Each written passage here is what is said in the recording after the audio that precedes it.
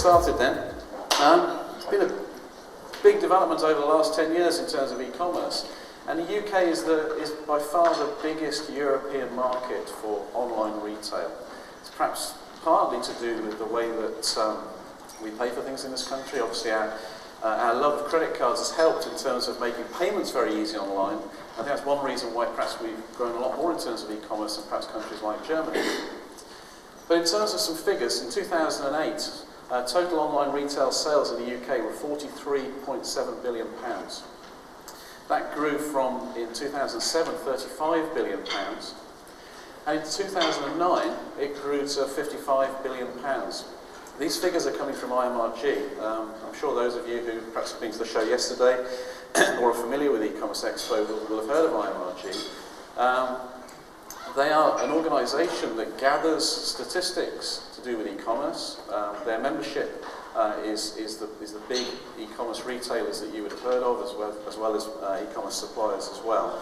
What they do every month is they gather statistics and they publish that anonymously so that we can see exactly what's happening in terms of the e-commerce landscape. They're definitely well worth talking to, so when you're visiting the show later on today, it's worth checking out IMRG, going to see them, talk to them, find out what information is available to them, because that information is very helpful to you as retailers in understanding the landscape for your particular business. It's a graph that's produced by IMRG, and it shows the growth of online retail over the last 10 years. It starts from August 2000, and it runs up to, this one runs up to August 2010. And you can see there this relentless growth of sales in terms of online retail. In fact, the curve, the sales growth has actually been increasing over that period as well. But what you can also see there is that online retail sales are in a lot of ways mirroring what we're seeing in retail sales generally. And so you get these peaks and troughs in terms of the sales through the year. Obviously you get a big peak in the late autumn leading up to Christmas, and you can see that every year on that graph there, and it's getting more and more pronounced as the years go on. And I see no reason why that shouldn't continue into the foreseeable future. Just breaking it down a little bit more there, you can obviously pick out your own sectors, the ones that are of great interest to yourselves. But you can see here, when you look at that second column, percentage change year on year, we're seeing some quite interesting figures there in terms of perhaps some of the markets that have been a little bit slow to catch on in terms of online retail, and perhaps it's the way the technology works, the ease of using technology now, and perhaps the way that products can now be displayed much easier than they perhaps could in the past, is helping some sectors such as clothing, footwear, accessories to grow at a faster rate now as consumers are becoming much happier, much more confident in buying those types of products online. But as I say, I'm not going to go through the whole of that, but you can see there that you're getting basket values increasing as well as actual sales values increasing quite significantly. But as we are here now, it's fair to say that the majority of retailing spend in the UK is still on the high street, still in the shopping centres, places like this. This is the Cabot Circus development in Bristol that opened a year or so ago. And it's true to say that, as I say, the majority of retailing still takes place in these centres. But as I stand here now, for every £1 that is spent on online retail purchases in the UK, 20 pence of that is now spent online. So around about a fifth of all retail expenditure in the UK is now online. And it's been predicted, again by IMRG and the research that they do, that by the year 2020, around about 90% of all retail spending will be influenced by the online channel. The important word there is influence. We're not saying it's all going to be transacted online, but the online retail channel is going to be a very strong influence for the majority of retail purchases. Another factor that's coming into play now, we're perhaps all familiar with the term multi-channel retailing, and it's the multi-channel retailers that are starting to really dominate the growth in terms of online retail. And if you look at this graph here that I'm showing, the two important lines are the red one and the green one. The green one shows the growth. It's all positive, there's all growth here, but it shows the positive growth of online-only, pure-play online retailers. People who don't have shops, other channels to market, people like Play.com, for example, people like Amazon. These are the online, pure play online retailers. And they're getting growth there, but that red line shows the much higher level of growth that's being enjoyed by multi-channel retailers. And at the moment we're seeing around about 15% year-on-year growth for pure play, and we're seeing around about 30% year-on-year growth for the multi-channel online retail. These are their online sales rather than their combined sales for their shop sales and other channels as well. So what do we mean by multi-channel? Well, this is a sample of what the multi-channel might be. It's not all of the channels that might be available. A retailer may well have started off with a shop, then may have moved on to having an online retail presence. They may have direct sales through catalogue, and almost certainly if they're selling online, they will have telephone sales. It's interesting, we deal with a lot of independent retailers. We help them to go online, we help them to start selling through that channel. And the one thing that a lot of them aren't geared up for and don't expect is the level of phone sales that they're going to be receiving, the number of telephone inquiries they're going to be getting, and the amount of advice that the consumers want. And they want that personal contact from them. And so they think they're starting an online business, but actually starting a multi-channel business because the online business drives people to want to talk to them. And certainly amongst our own clients, the ones who are the most successful are the ones who encourage that contact from their customers. And Ray's going to show you some examples of websites later on. And within the design of those websites, you can encourage or discourage your customers to be contacting you. And the fact is that the more you encourage them to talk to you, the more likely you are to get the sales from them. At the heart of all of this, doesn't matter what channels you're selling through, it's the customer that is at the centre of the operation. It's the customer that is at the centre of the business. And so the channels that you choose must be the channels that the customer wants to deal with you.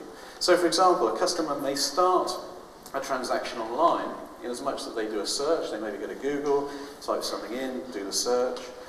They find you through that way. They may find a product that they like. They may phone you up. They may come into your store. They then may go back and actually order the products online. Or they may reserve it for collection in store. So they may be jumping between channels. They may not stick to a single channel. So you can't look at a customer and say, well, that's an online customer, or that's a shop customer, or that's a customer who deals with us on the phone. The fact is, if the customer wants to deal with you the way that they want to deal with you, then you need to cater for that and make sure you treat them in the same way across all of these channels. Some good examples of companies who treat their customers in this way is people like Next. We all know the Next directory. It started in the early 1990s, and at that time, of course, the directory was very much a standalone business in its own right. Well, the fact is now that around about 60 to 70% of all the sales that are generated through the Next directory actually go through and transacted through their website. So, as we are now, the directory has become a marketing support mechanism for the website, whereas perhaps in the early days, the website was the marketing support for the directory. Another good example of a multi-channel retailer is Argos.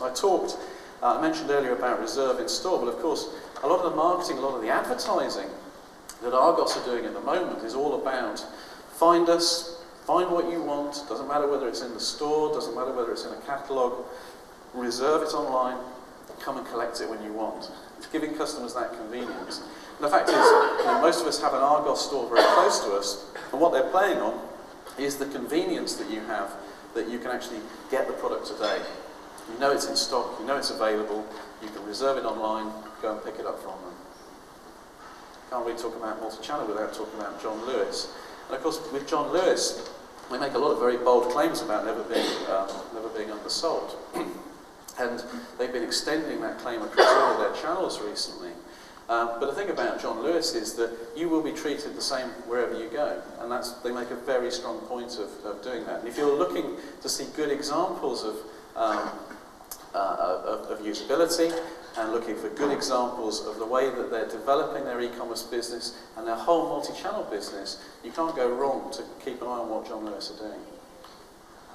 We'll talk about what I call purchase trigger points, because when we're talking to retailers and they're thinking about going online, one of the hesitations is always around about price. And it's always felt, especially by the smaller retailers that we often deal with, that we go online and surely everything's about price. That's the decision-making process that customers have. They're looking for the best deal, they can research online, they're looking to get the cheapest possible price. Well, to some extent that's true. Consumers do have more opportunity to do their research online, and price does play a bigger part than perhaps it has done in the past. But it's not the only decision that people are making. And in fact, price, service and quality, I believe, are the three factors that play heavily when we're making buying decisions, whether it be online or whether it be in store as well. And it doesn't matter who we are, we all make these decisions probably subconsciously in terms of whether we're more influenced by price, whether we're more influenced by the service we receive from a retailer, or perhaps we're more influenced by the quality of the products that we buy. And I think even within ourselves, we could probably say, well, I think I'm somewhere down in that bottom section or somewhere up near the price section. But even within ourselves, within our own buying behaviour, we probably have certain products where we're more influenced by price. Perhaps commodity products that we're buying on a regular basis, we're perhaps more aware of the price, and that probably plays a bigger part in our buying decision. Well, I just want to show you an example of why price isn't the only deciding factor even online. And that example, I'm just using garden trampolines for argument's sake. If you were looking for the best price, you'd probably go somewhere like eBay. Obviously eBay is an auction site, and that means that it's very much about price. It's very much about getting the best possible deal. You can do all those comparisons, you can search by price, etc. Here's a trampoline. It's a 12-foot trampoline. It was currently bid at £140. I think it's sold for just under £200. So let's put that up in the price corner. If we're looking for quality, you probably wouldn't go too far wrong going to a company like Supertramp. They actually brought garden trampolines into the UK about 10-15 years ago. And if you're looking for a high quality product, these are probably the guys for you. Over £500 there for a 12-foot trampoline. So we put those very much firmly in the quality corner of our grid there. If you're going to buy on the basis of service and reputation, you may well be drawn to TP Toys. Anybody who's got children will have heard of TP Toys. You've probably got one of their climbing frames in the garden. And the fact is that if that's what's influencing you, you'll probably be drawn there. And again, you can see they've got a price there somewhere in the middle. So the fact is that all of these retailers are selling garden trampolines. They're selling them at different prices, and they have different propositions to make. And through the way that the website is designed, the way that the products are displayed, the way it's all put together and the way it's promoted to the customer draws in the customers that they're looking for. It influences the purchase in that way. So when you're thinking about going online or when you're thinking about your products, it's not all about price. It's about customers. And over the last 10 years, we've seen a huge change in our attitudes towards buying online as customers. And I've shown here a picture. It's perhaps a grandmother and her grandson. They're looking at the internet, they're looking at an e-commerce website perhaps. And if we went back 10 years, the grandmother probably wouldn't have a computer, she probably wouldn't use the internet, she certainly wouldn't be buying online. But when you look at the stats, when you look at the figures now for who's buying online, well, pretty much all of us are. And older people are represented in terms of online retail statistics as much as younger people are as well. So the fact that you're selling products perhaps for an older audience shouldn't deter you from selling online. This young chap here, he's probably about 6 or 7 years old. He's not got his own income, he's not got a job. But the interesting thing about him is that whenever he's looking to do any research, whether it be for homework, whether it be for adding things to a Christmas wish list, where does he go to do his research? Well, he goes online. It's probably the first, last and only place he goes when he's looking to do research. And you go, well, okay, fair enough, but he's not my customer. But let's fast forward another 10 years, and this young lad's leaving school, he's perhaps getting a job. Where does he do his research? Well, the fact is, ingrained from a very early age is the fact that the first, last and possibly only place he does his research is online. And so, we looked at that statistic earlier about the fact